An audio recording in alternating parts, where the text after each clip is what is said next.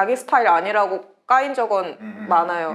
만나면 괜찮은데 만나까지 가면 괜찮은데 네, 그 전에 그 만나기까지가 힘들어서 네. 안녕하세요. 인권 향상 프로젝트 새싹공작소의 문승호입니다. 오늘은 노동인권에서 인권으로 약간 주제를 좀 확장해서 새싹 인터뷰를 진행해 보고자 합니다. 인권으로 주제를 잡으면 여러 그 주제들이 있는데 그 중에서 우리 사회에서는 가장 민감하게 바라보는 그 주제가 성소수자의 이야기들이 아닐까 싶습니다. 그래서 저도 오늘 함께 공부한다는 차원으로 인터뷰를 진행해 보려고 합니다.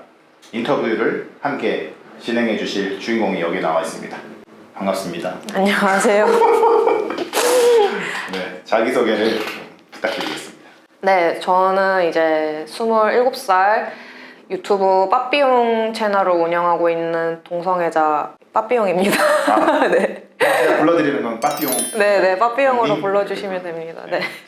사실 어떻게 보면 우리가 이제 평범하게 만날 수 없는 그런 분이라고 생각이 들어지는데 아무튼 이렇게 만나고서 이런저런 궁금한 것들을 같이 이야기 나눠보도록 하겠습니다. 세상 사람들, 그러니까 이제 저희가 이성애자들이 동성애자들을 부를 때 저희 호칭을 뭘로 부르면 이게 적합한 건지 그것도 좀 정해놓고 가면 좋겠습니다. 그 호칭들이 저는 좋은 건 없지만 싫은 건 있어요. 그 게이, 레즈비언 이 단어는 별로 안 좋아하거든요. 왜냐하면 억양 자체가 세기도 하고 그 단어가 사실 나쁜 뜻은 아닌데 저희가 일반 사회에서 부를 때 부정적인 어감으로 많이 부르잖아요. 너 게이냐? 너 레즈냐? 이런 식으로. 그러니까 그거보다는 그냥 이왕 쓰는 거 우리말로 동성애자나 성소수자라고 부르는 게 저는 더 편해요. 그렇군요. 네. 그러면 제가 아까 사전에 몇 번 실수를 했군요. 아니에요. 보다는 동성애자랑 성소수자. 네네. 맞는 거죠. 그러면 이게 이제 성 정체성을 자각했던 어떤 시기가 있을 것 같아요.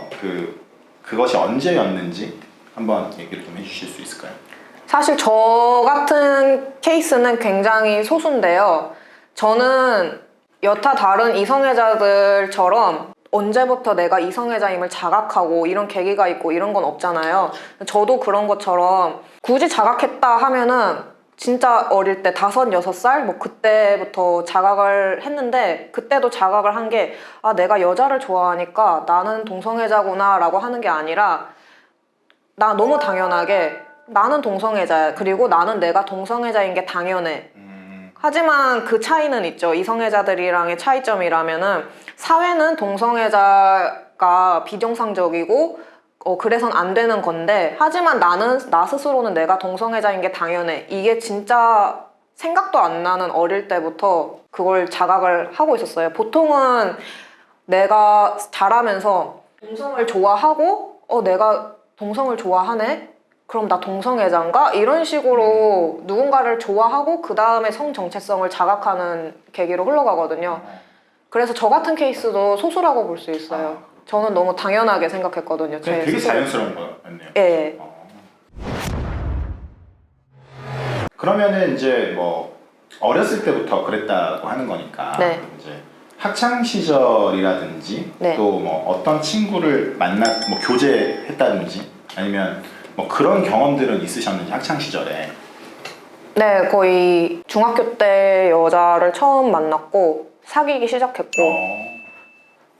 그러면은 예. 그 친구도 이렇게 뭐 그러면 우리도 그렇잖아요. 뭐 이제 교제를 하려면 나도 좋아해. 뭐 이렇게 네. 어떤. 보통은 일상생활에서 많이 만나지만 다른 사람들은 네. 근데 저희는 아무래도 그런 만날 수 있는 스펙트럼이 좁으니까 그리고 이제 사춘기에 접어들기 시작하면서 저도 제 정체성에 대해서 조금 더 찾아보고 싶고 확립하고 싶고 그런 마음이 생겼던 것 같아요. 그래서 이제 인터넷으로 막 검색을 하다가 우연히 그런 커뮤니티를 접하게 되고 연애도 해보고 싶잖아요, 그때는. 그래서 이제 마음 맞는 상대랑 처음으로 이제 연애를 시작하고 이런 흐름으로 갔어요. 중학교 때가 처음. 예. 이게 그렇게 만나게 하는 어떤 커뮤니티나 인터넷에 뭐 이런 뭐 카페 뭐 네. 이런 거 없나 보네요. 네네네. 그렇군요. 그러면 이제 어렸을 때에 이제 얘기를 하게 됐을 거잖아요. 뭐 부모님이나 네. 아니면 이제 주변 친구들이나 네. 얘기했을 때 주변의 반응은 어땠는지 좀 궁금한 것 같아요. 네, 저는 운이 굉장히 좋은 편이어서 제가 친구들한테 얘기했을 때 친구들이 뭐 저를 배척한다거나 약간 피한다거나 뭐 혐오 발언을 한다거나 이런 경험은 없었어요. 거의 없었어요, 진짜. 근데 부모님한테 말씀을 드렸을 때는 네가 아직 사춘기라 그래. 네가 아직 어려서 그래. 그러니까 성인 되고 나서 다시 한번 생각해 봐라. 이런 식으로 갖고 성인 되고 나서 말씀드렸을 때는 그때는 조금 더 완강하게 그게 비정상적이고 사회에는 그런 게 용납되지 않는다. 그리고 설령 네가 그래도 앞으로 살아가는 데 있어서 힘들 것이다. 뭐 나는 부모라서 널 생각하기 때문에 동성애를 하지 말아라. 근데 이성애자들이 이성애 하지 말라고 한다 해서 그게 그렇지. 마음대로 되는 건 그렇지. 아니잖아요. 연애를 안 할 뿐이지. 그런 식으로 갔다가 이제 나중에는 제가 유튜브를 동성애자 컨텐츠로 한다고 했을 때 마찰이 심하게 있었고 제가 강하게 나가니까 어쩔 수 없이 저를 받아들이고 이해를 해주시는 흐름으로 왔어요. 네. 그러니까 뭐 친구들 사이에서는 그게 특별히 그러진 않았는데 부모님이 좀 갈등이 있었던. 네, 근데 제가 유튜브에서도 간혹 언급을 하는데 제가 친구들한테 커밍아웃을 했을 때 그런 편견이나 이런 차별을 받지 않았던 거는 제가 운이 좋았다고 늘 말을 해요. 그래서 저도 그런 적은 한 번 있었어요. 말을 했는데 괜찮다고 나는 괜찮아 상관없어 라고 반응을 했는데 은근히 친구가 저랑 대화하는데 눈도 안 마주치고 저는 걔한테 관심도 없는데 눈도 안 마주치고 뭔가 제 연락을 슬슬 피하고 이런 경험은 한 번 있었거든요. 맞아. 네. 그럴 수 있을 것 같아요. 그 오히려 동성애자들이 눈이 더 높거든요. 아, 그렇군요. 네, 왜냐하면은 일상에서 만나면은 이 사람의 외모뿐만 아니라 성격이나 말투, 뭐 나랑 잘 맞고 이런 사소한 부분들로 호감을 느끼고 발전을 하는데 저희는 아무래도 일상에서 만나는 것보다는 커뮤니티나 이런 곳에서 만나는 게 더 경우가 다양하니까요. 그러니까 먼저 조건을 따지게 된단 말이에요. 첫 번째가 외모가 되고 그러니까 더 까다롭고 일단 외모에서 안 되면 바로 탈락이거든요. 외모 안 돼도 이 사람이 일상에서 만나다 호감이 좀 생기고 이런 발전이 가능한데 일상에서 만나면 근데 저희는 일단 먼저 연락을 하고 만나니까 외모 안 되면 바로 탈락이거든요. 그런 얘기 들은 적 있는 것 같아요. 그래서 눈이 더 높아요. 그러니까 그 동성애자들이 네. 되게 잘생기고 되게 이쁜 분들이 많다. 이것도 맞나요? 이런 얘기 들은 적이 있는 것 같아요. 아, 네. 근데 아무래도 자기 관리를 못하고 좀 많이 평범하거나 이런 사람들은 눈에 안 띄어서 그런 것 같아요. 그리고 주로 뭐 이성애자들도 똑같지만 잘생기고 예쁜 사람들이 연애를 끊임없이 하고 뭐 연애를 더 잘하고 이런 건 맞잖아요. 그러니까 동성애자들 중에서도 잘생기고 예뻐야 연애를 많이 하고 그만큼 사람들이 많이 보게 되고 더 노출이 잘 되는 느낌? 기회가 더 많은 거군요. 네, 기회가 더 많으니까요. 그리고 뭐 사람들이 보고 싶어하는 모습만 보기도 한다는 생각도 들고요. 그럼 빠삐 형님은 인기 많으신 스타일이에요, 뭐예요? 대시를 많이 받는다. 나는 좀 그런 스타일이다. 이런 거 객관적으로 어떤 것들? 저요? 만나면 까이지는 않는데요. 근데 이게 사람들이 눈이 높고 추구하는 스타일도 다르니까 뭐 사진을 교환하거나 연락하는 과정에서 자기 스타일 아니라고 까인 적은 많아요. 만나면 괜찮은데 만나까지 가면 괜찮은데 네, 그 전에 그 만나기까지가 힘들어서 네. 우리 소개팅 나가면 뭐 승률 어느 정도 돼 뭐 이런 거 비슷한 거네요. 예. 알겠습니다. 인기 많으신 걸로. 동성애 네. 성소수자들은 주로 어떻게 만나는지 아까 한번 언급은 해주셨겠지만 뭐 네. 소개를 한다든지 아니면 어플을 이용한다든지 온라인에 어떤 커뮤니티가 있다든지 아니면 뭐 하다못해 뭐 이태원에 뭐가 있다든지 뭐 이런 게 혹시 있으신 저희가 이성애자들이 모르는 어떤 그런 게 있는지.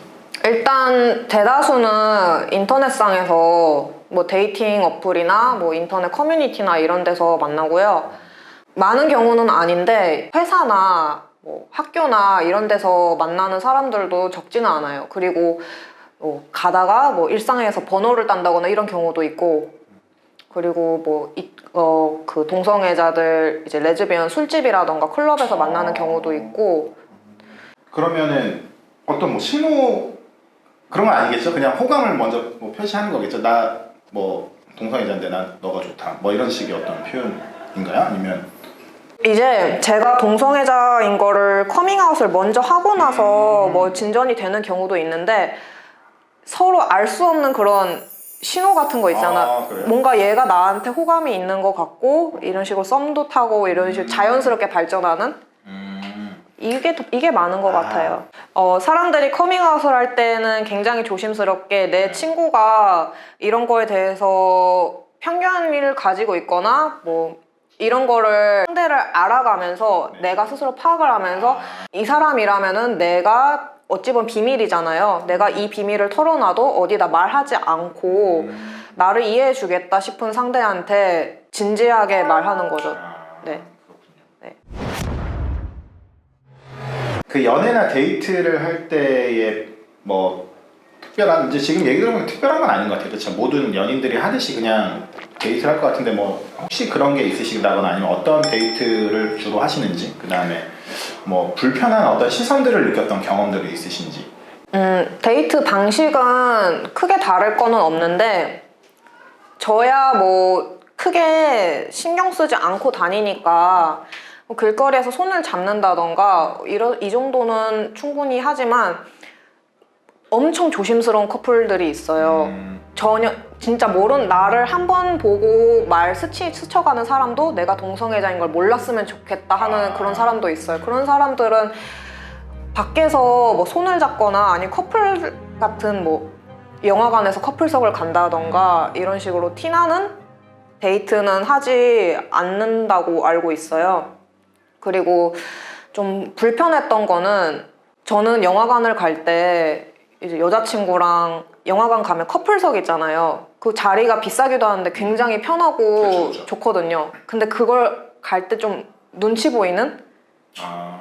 그 은근히 눈치 보이는 불편한 점도 싫고, 그리고 사람들이 이제 길을 가거나 뭔가를 할 때 이성애자 커플이면 그냥 그런가 보다 하고 말 텐데, 한 번이라도 더 시선을 주는 그 상황도 조금 불편해요. 그러네요. 그냥 그 존재 자체가 우리 사회에서 누구나 용인되고 일반적이라고 보면 사실은 뭐 그들이 커플석을 앉건 뭐 하건 아무 상관이 없는 건데, 특별하게 바라보고 이상하게 바라보니까 이게 조금 문제가 되고 있는 거네요. 그렇죠? 그냥 보고 지나가고 이런 게 아니라 굳이 한 번 더 시선을 주는 그런 상황이 불편해요. 그냥 넘어가면 될 일을. 그러게요. 네. 그러네요. 저도 제가 남자와 연애를 하고 스킨십을 하고 이런 생각을 하면 징그럽거든요. 엄마도 여자를 한번 만나봐. 네, 엄마가 여자 만나면 얼마나 좋은데 막 이렇게 말도 못하고. 사람들이 다 알고 있어요, 제가 동성애자인 걸. 제가 먼저 맞서고 제가 칼을 빼들고 방패를 들고 앞장서는 거죠.